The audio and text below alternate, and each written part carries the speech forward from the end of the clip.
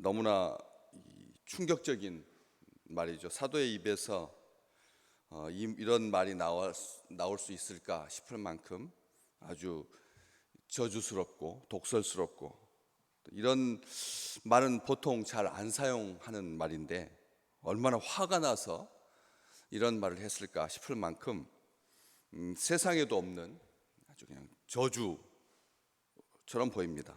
매섭게 몰아붙이는 모습을 볼 수가 있습니다. 시몬이 사도들의 안수로 성령 받는 것을 보고 돈을 들여서 이 권능을 내게도 주어서 누구든지 내가 안수하는 사람은 성령을 받게 해주소서. 이 말에 속에서부터 분노가 치밀어서 화를 내고 저주하고 있는 그런 모습처럼 보이죠. 또 한 측면으로서는 그럴 수도 있다라고 하는 생각이 듭니다. 우리는 진리의 길이라고 하는 것, 한치의 양보도 해서는 안 된다는 것, 불의에 대해서 결코 타협하지 않는 그런 사도의 정신, 양보나 절충할 수 없는 길, 악에게 지지 않는 길, 그런 길이라고 하는 것을 알 수가 있습니다. 그런데 이 말을 누가 했느냐는 거죠.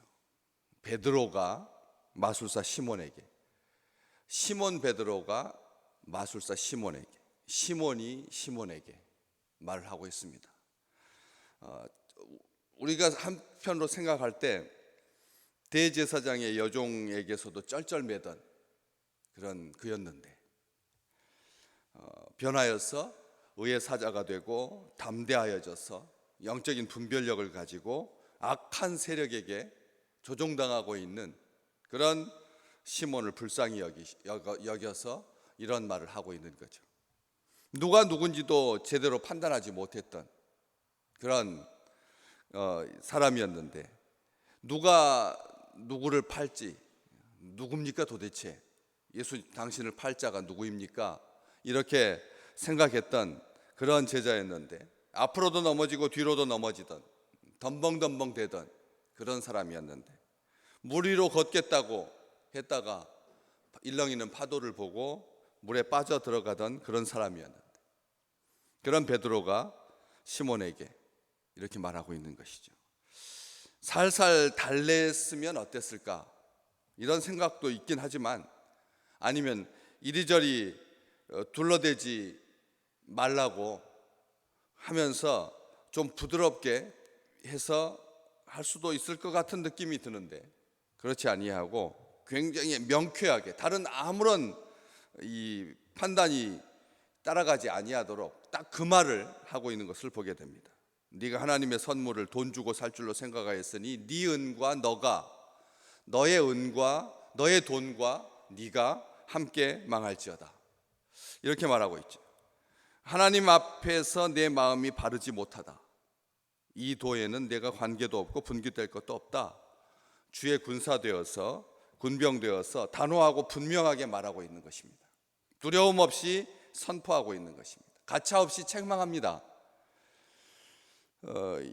시몬이 복채를 주면서 비법을 전수해달라, 얼마든지 드리겠다라고 하는 이 가치관, 이 세속적이고 돈으로 뭐든지 다 해결하려고 하는 이런 것에 대해서 의분을 느껴서 분명하게 말하고 있는 것이죠. 언제든지 누구에게나 내가 안수하여 성령 받게 이 권능을 돈 주고 나한테 파십시오. 언제든지 누구에게나 내가 원할 때 내가 안수해서 내가 성령을 유도할 수 있고 성령을 부릴 수 있다. 그렇다면 난 좋다, 나는 내 전 재산을 다 들여서라도 그 비법을 사고 싶다, 이런 말이거든요.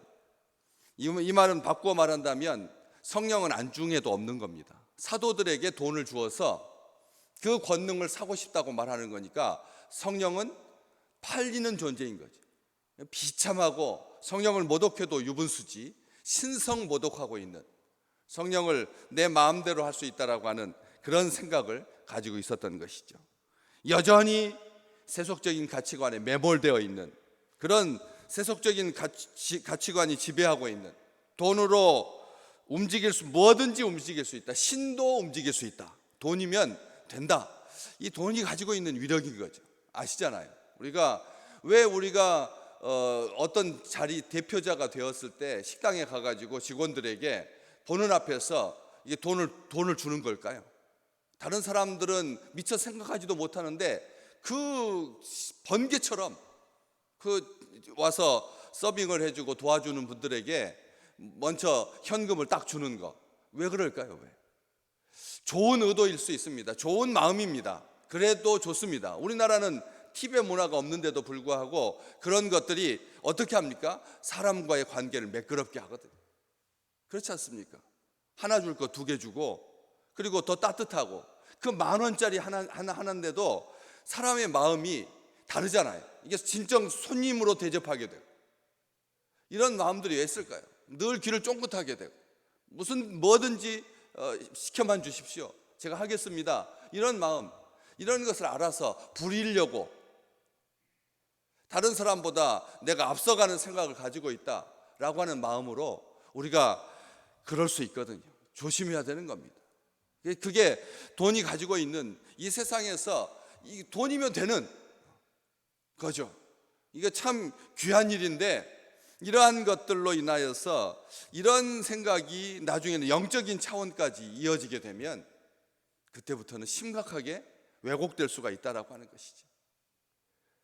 하나님의 자리, 사도의 자리를 탐하고 있던 그런 것을 베드로가 정확히 간파합니다. 왜? 그걸 어떻게 알 수 있느냐면 21절 말씀이 그 단서를 제공하기 때문에 그렇습니다. 이 마술사 시몬이 왜 돈을 주어서 사도들을 매수하려고 했느냐, 왜 성령을 우습게 여기고 돈 주고 부리려고 했느냐라고 하는 것, 하나님 앞에서 네 마음이 바르지 못하니 이 도에는 네가 관계도 없고 분깃될 것도 없다, 이렇게 말하고 있습니다. 바르지 못한 마음, 그 정확한 증거가 이 도에는 네가 관계도 없고 분깃될 것도 없다. 밑에 각주가 붙어 있거든요. 이 일에는, 이 도라고 말하니까 예수 그리스도께서 가시는 그 길, 하나님 나라의 길, 제자의 길, 이 사명의 길, 사명자의 길, 그렇지 않습니까? 도라고 말했을 때 이게 우리가 다른 사람 미혹하는 이 동양적 사고관에서 이 도를 말하는 것이 아니라 예수의 길, 같이 도자로 번역이 되어서 놀라운 정확한 분별력이 필요한데, 그 도, 제자의 길, 이렇게 번역이 가능합니다. 맞는 말입니다. 이 길은 네가 돈 주고 그렇게 참여할 수 있는 길이 아니다 라고 하는 것을 보여주지만, 이 도라고 하는 것에 대해서 이 일이라고 말을 하고 있습니다. 일에는, 도라고 하는 말이 굉장히 차원이 높은, 일에는 하면은 눈에 보이는, 그러니까 땅에 속한, 이렇게 해석도 가능하지만 어쨌든 이 일, 주님의 일, 사람의 일이든지 하나님께 속한 일이든지 어떤 일이든지, 사람과의 관계든지 하나님과의 관계든지 가리지 말고, 세속을 분리하지 말고, 그 이 일, 제자의 길에는 네가 차지할 자리도 목도 없다 하는 뜻입니다. 네가 차지할 자리도 목도 없다, 관계도 없고 라고 하는 말이 네가 상관없다, 너는 상관없는 자다. 이 일은 목숨을 거는 자리고 자기를 죽이는 자리고 자기 명예하고는 상관이 없는 자리다 라고 하는 것을 말하고 있습니다. 이 일은 그렇게 돈 주고 사서 해결될 그런 문제가 아니다. 네가 차지할 자리가 없다. 사도의 자리에 끼어들어서 사도처럼 행세하고 싶었던 겁니다.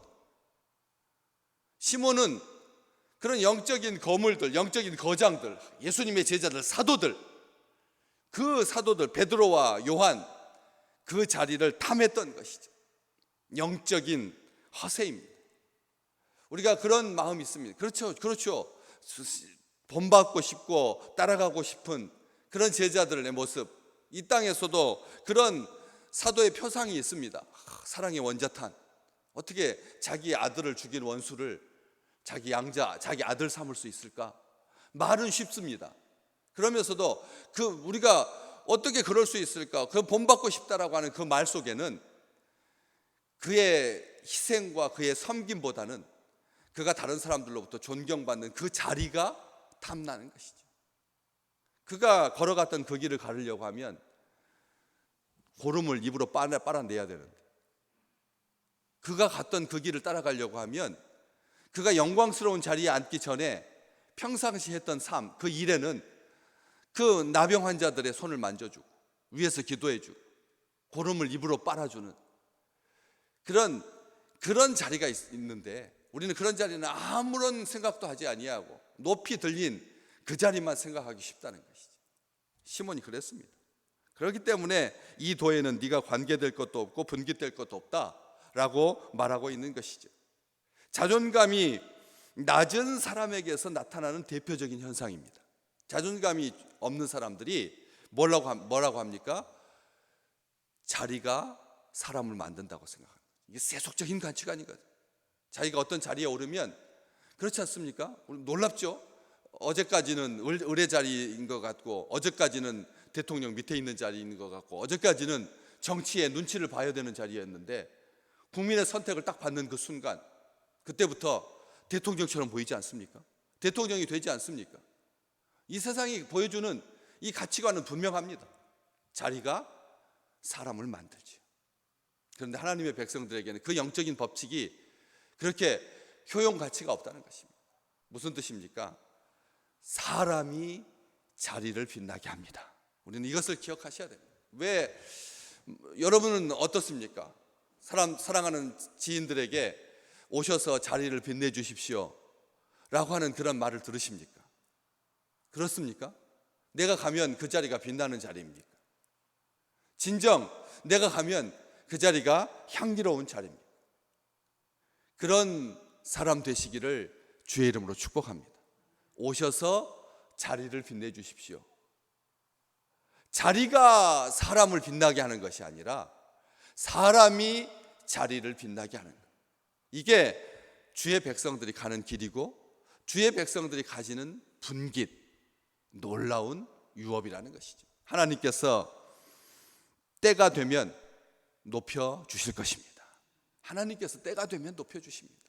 그 과정을 단축시키기 위해서 수단과 방법을 가리지 않는 것, 이것은 하나님의 법이 아닌 것이죠. 여기 시몬은 그랬습니다. 수단과 방법을 가리지 아니하고 높은 자리에 올라가려고 사도들 틈바구 사도들의 자리에 있어서, 그래서 사람들을 놀라게 하고 그리고 영광을 자기에게 모으고 싶었죠. 그런 사람들에게 주님의 일에 참여할 수 없다, 하나님의 일꾼 될 수 없다, 명쾌하게 말하고 있는 것이죠. 자리 탐해서는 안 된다. 자리를 탐하지 마라. 예수님 자리 탐하시더냐? 우리 주님께서 오셔서 섬기는 자리에서 제자들의 발을 씻기셨는데, 세속적인 가치관을 가지고 자리가 사람 만든다라고 생각하지 마라. 교회는, 하나님의 백성은 사람이 자리를 빛나게 한다라고 하는 그런 사명감으로 살아야 된다. 선한 영향력을 끼칠 수 있는 자리가 높은 데냐? 진정 선한 영향력을 끼칠 수 있는 자리가 낮은 자리임을 하나님께서 높이시고, 때가 되면 하나님께서 높여주시고, 오직 우리 주님만이 왕 되신다라고 하는 것을 베드로가 설명하고 있는 것이죠. 선포하고 있는 것입니다. 우리는 이 말씀을 믿습니다. 하나님께서 오늘 주의 백성들에게 네가 하나님의 선물을, 하나님의 성령을 돈 주고 살 줄로 생각하였으니 너의 은과 함께 네가 망할 거다. 여기에 말에 너라고 하는 말을 두 번 강조하고, 네 은과 함께 네 은과 함께 너의 은과 내가 함께 망할지어다.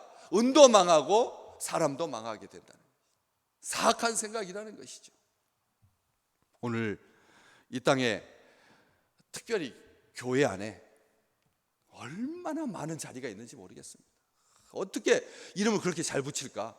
세상은 왕 밑에 영의정, 좌의정, 우의정인데, 당 상관 딱 3명인데 왕 밑에 3자리인데, 이 교회는 어떻게 그렇게 자리를 수석 그다음에 차석 그다음에 전직 현직 해가지고 임원들만, 당 상관만 한 120명쯤 되는 그런 모습을 우리가 봅니다. 어떻게 그렇게 자리를 잘 만들까 싶을 만큼 그렇습니다. 우리는 주님의 자리를 사모해야 합니다. 주님의 자리는 있는 듯 없는 듯, 주님의 자리는 있지도 않았습니다. 주님의 자리는 없었습니다. 그럼에도 불구하고 하나님께서 죽은 자 가운데서 그를 일으키사 하나님께서 그를 높이심에 만유가 그의 발 앞에 복종하게 되었던 것처럼 이 세상에 사는 날들 동안 우리가 어떤 자리에 대해서 연연하지 아니하고 어떤 자리에 대해서 연연하지 아니하고 이 자리면 어떻고 저 자리면 어떻습니까? 요즘 제가 강대상 위에 올라가서 기도할 때 제가 앉는 자리가 따로 구별되어 있던가요?